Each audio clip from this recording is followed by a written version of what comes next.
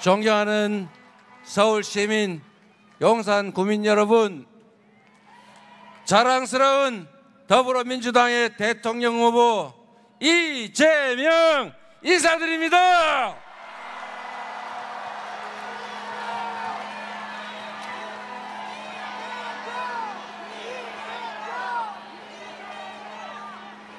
여기가 그 용이 산다는 산 용산 맞습니까? 그 용이 어제 잘 있나요? 뭐라고요? 여러분, 먹고 살기 어렵지 않습니까? 세상이 불안하지요? 이런 세상을 이제 6월 3일에는 확실하게 끝장을 내고 새로운 나라로, 국민이 진정 이 나라의 주권자로 존중받는 민주국가, 그리고 평화와 안전이 넘치는 행복한 나라 함께 만들어 봅시다, 여러분.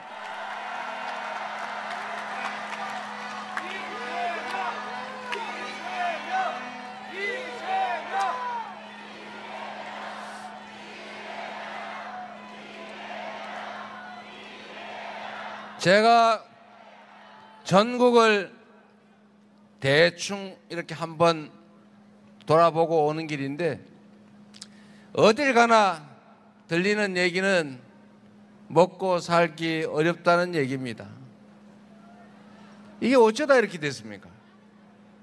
세계 10대 경제 강국이라 불렸던 이 대한민국이 갑자기 보릿고개 금방 막 지난 옛날의 대한민국처럼 되어버렸어요.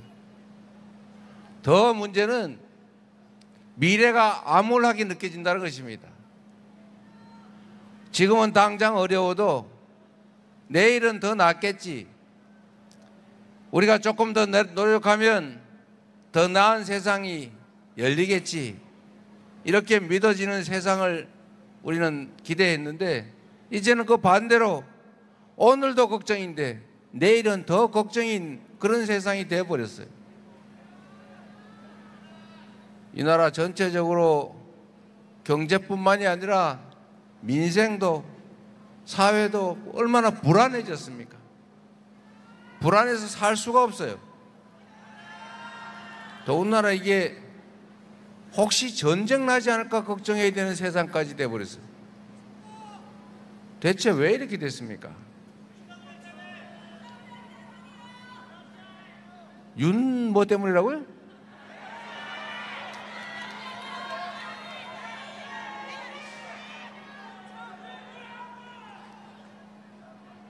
이 지난 3년 윤석열 정권 동안에 대한민국의 안보 상황도 너무 나빠지지 않습니까?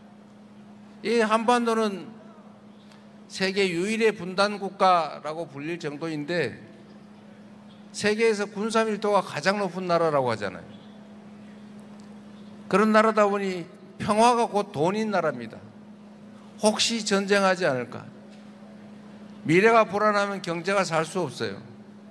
외국인 투자를 유치를 하려고 해도 혹시 저 나라가 나중에 뭔 일이 생기면 어떻게 될까? 이런 걱정이 되니 투자도 망설일 수밖에 없지 않습니까? 그게 현실이죠. 그런데 여러분, 저는 계엄하겠구나 이 사람들이 라고 생각한 여러 가지 추론의 근거가 있었는데, 그 중에 하나가 북한이 휴전선에다가 다리를 끊고 도로를 끊고 심지어 개활지, 이 차가 지나가거나 뭘 할 수 있는 데는 전부 장벽을 쌓더라는 거예요. 6.25 이후에 없던 일을 북한이 하고 있었던 겁니다. 대체 북한이 왜 장벽을 쌓을까? 휴전선에 돈 들여서 먹고 살기도 거기도 팍팍할 텐데, 남쪽에서 탱크로 밀고 올라갈까 봐 무서워서 탱크 장벽을 쌓은 거 아니겠어요? 북한이 이렇게 느낄 정도였으니 다른 나라는 오죽했겠냐고요. 제가 그걸 보고 아, 이 사람들이 뭔가 사고를 쳐도 크게 치겠구나. 계엄을 해야 되는데 명분이 없으니까 북한에 자극을 해가지고 북한하고 한판 군사적 충돌을 일으킨 다음에 그 핑계로 군사 쿠데타를 하려고 하는구나. 비상계엄을 하려고 그러는구나. 이렇게 제가 확신하게 됐죠. 제가 보기에는 아주 오랫동안 북한을 자극을 했는데 북한이 눈치를 채고 그냥 잘 견딘 것 같아요.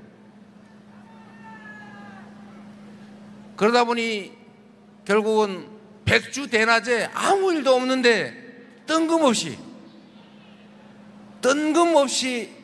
비상계엄을 선포해가지고 국회에다 군대를 보내고 이재명부터 박찬대, 정청래 막 다 잡아가지고 배에다 실어가지고 연평도 가는 배 안에서 폭발을 시켜서 바다에 빠뜨려 죽이겠다, 이런 계획을 했던 거 아닙니까? 이런 이 상상할 수 없는 일을 저지르는 이 정권 아래서 지난 3년 동안 나라의 안보도 망가지고 경제도 망가지고 국격도 훼손되고 이 나라 민주주의도 완전히 무너지고 말았지 않습니까? 이 사람들의 생각을 보십시오. 어제가 5.18 아닙니까? 우리 대한민국의 이 역사 속에 아직도 그 현장의 피해자들이 시퍼렇게 살아있는 그 군사 반란의 현장, 국가폭력으로 수백 명이 죽어가고 아직도 그 고통, 그 트라우마 속에 사는 사람들이 멀쩡한데, 그런데 내란, 또 다른 군사계엄 때문에 지금 선거를 치르는데 그 선거에 출마했다는 후보가 세상에 광주 민주화운동을 진압하고 광주 시민들 학살했던 정호용 특전사령관, 군사반란으로 유죄 판결을 받았던 그 정호용이라는 사람을 선대위로 영입을 했다지 않습니까? 얘 지금 제정신입니까? 왜 지금 선거를 치르고 있는지, 그에 대해서 어떤 책임을 져야 되는지 아무 생각이 없는 거예요. 이런 사람들이 이 나라 살림을, 이 나라 운명을, 5,200명 사람들의 삶을 책임지고 있었던 것입니다. 이제는 확실하게 청산하고 제대로 된 일꾼 뽑아서 국민을 위한 나라 만들어야 되지 않겠습니까?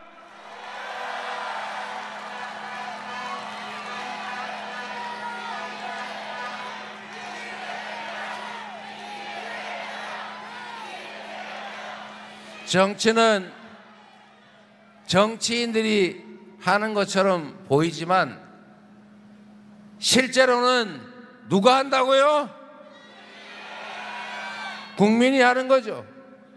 6월 3일에 새로운 나라를 만들 사람이 누굽니까, 여러분?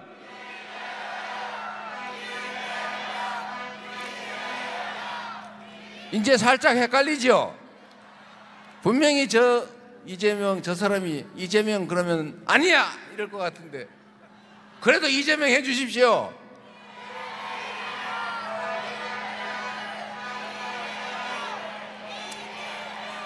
(6월 3일에) 새롭게 출발할 이 나라, 새로운 세상을 만들 주체는 이재명이라는 사람을 일꾼으로 뽑아서 확실하게 책임을 질 국민들, 바로 여러분 아니겠습니까?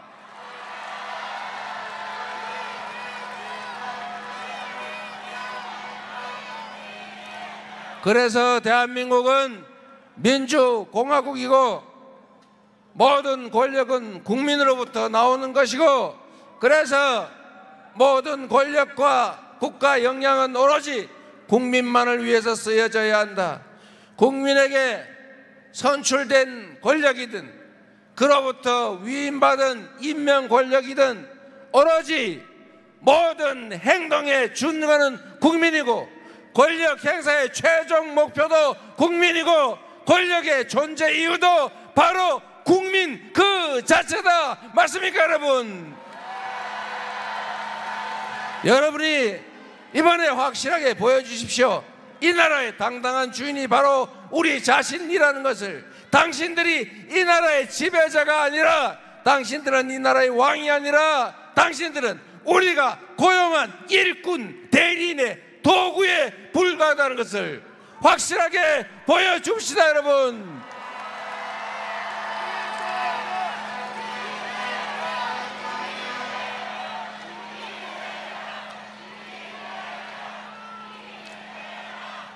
여러분, 여기 보니까 김상욱 의원이 와 계신 것 같더라고요. 우리 대한민국 국민들은 참으로 위대한 국민들입니다. 전 세계 해방된 식민지 중에서 유일하게 산업화와 민주화를 동시에 이뤄낸 나라입니다. 위기 때마다 이 권력자들이 국민을 배반하고 부패하고 사적 욕망에 사로잡혀서 나라의 위기를 불러올 때마다 언제나 그 위기를 극복해낸 건 바로 여러분 국민들이었습니다. 5.18 민주화 운동으로 그 오랜 군사 정권을 끝냈습니다. 그리고 87년에 직선제를 쟁취해서 민주주의의 토대를 쌓았고, 드디어 전 세계 어느 나라도 어느 민족도 경험하지 못한 무혈의 평화혁명을 무려 10년도 안 돼서 2번씩이나 해낸 위대한 국민 아닙니까, 여러분? 바로 여러분이 그 주체 주역들 아닙니까? 이 위대한 국민들이 이 작은 난관들, 우리가 겪는 이 일시적인 경제적인 어려움 왜 못 이기겠습니까? 힘을 합치면 되겠지요. 문제는 우리가 남북으로 동서로 서로 남녀로 갈려서 싸운다는 사실입니다. 먹고 살기도 힘들고 미래도 불확실한데 대체 왜 이렇게 갈라져 싸우는 것입니까? 정치인들이 문제 아닙니까? 정치인들은 국민을 대리하는 일꾼들인데 그 모습들이 빨간색, 파란색, A 지역 출신, B 지역 출신 나눠 싸우더라도 우리 주인들끼리 편 나눠서 싸울 필요 없지 않습니까, 여러분?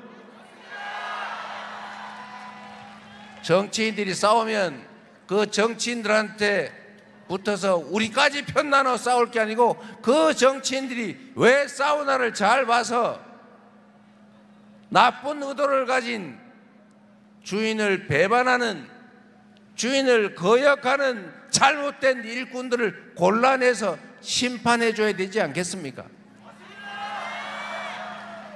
나쁜 짓을 해도 나하고 출신이 같으니까, 못된 짓을 해도 나하고 같은 색을 좋아하니까 이렇게 옹냐 해주면 나쁜 사람이 더 유리한 이상한 세상 되지 않습니까? 악화가 양화를 구축하게 방치하면 안 되죠. 정치인이 싸우면 아이고 또 싸워 이렇게 비난할 게 아니라 왜 싸우다를 잘 봐서 그중에 국민을 위해서, 공동체를 위해서 제대로 싸우는 사람은 적극적으로 응원해서 그가 이기게 해주는 게 바로 주인의 자세 아니겠습니까?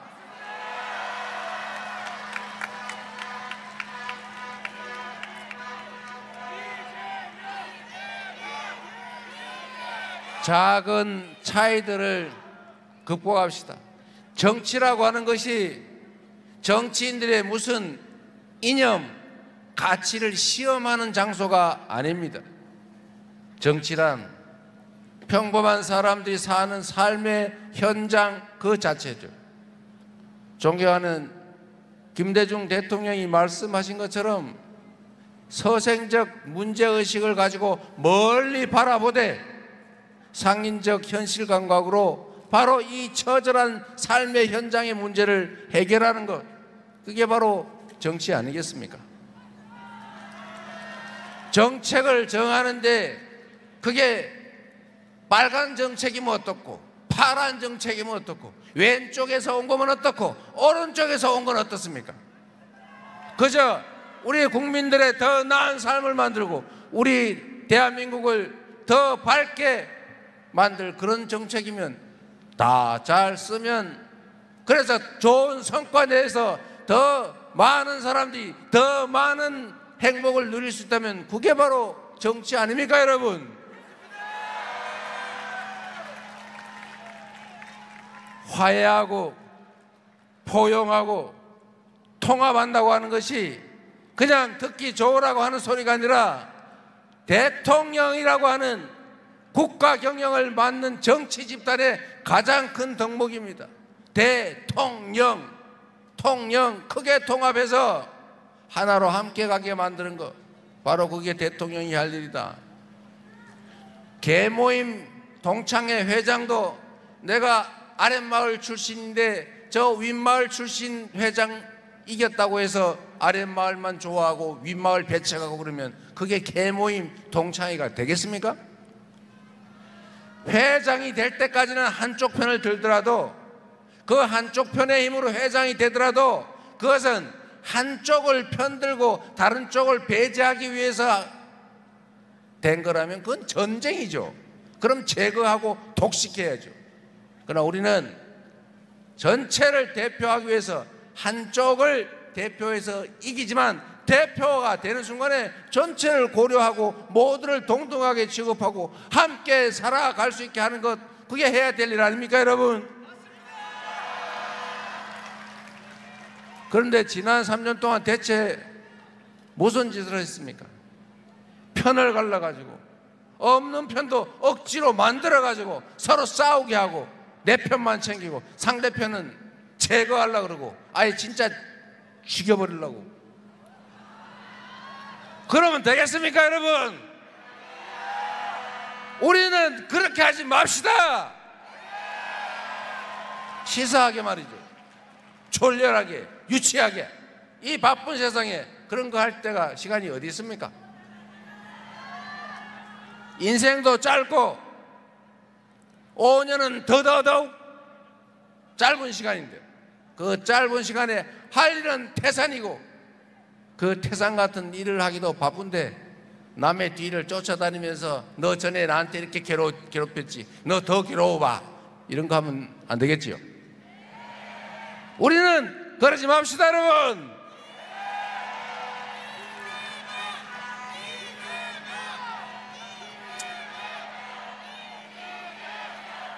그래서 그런지 많은 사람들이 함께 해주고 있습니다. 아까 김상욱 의원 여기 와 있는 것 같은데 저기 가짜 보수 정당에서 고생하다가 이제 제대로 된 당으로 왔는데 혼자 얼마나 머쓱하고 쑥스럽겠어요. 박수 한번 주세요.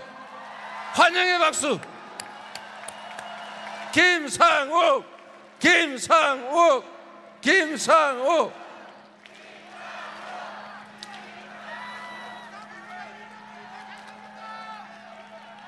그 찢어진 가짜 빅텐트에 몰려가가지고 고생하는 사람 혹시 있을까 싶어서 그런데 진짜 빅텐트 민주당으로 오십시오.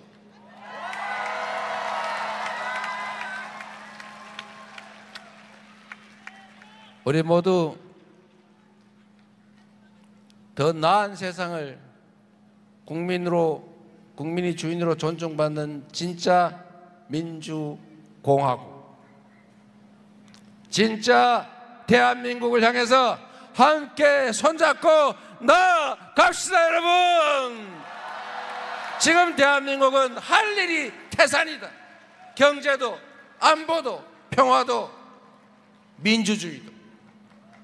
이 난제들을 우리는 해결하고 모두가 희망이 넘치는, 자식들에게는 돈이 아니라 기회를 물려주는 그런 세상을 만들어야 합니다. 그런 세상을 만들 6월 3일을 새로운 희망의 출발점으로 만들어야 합니다.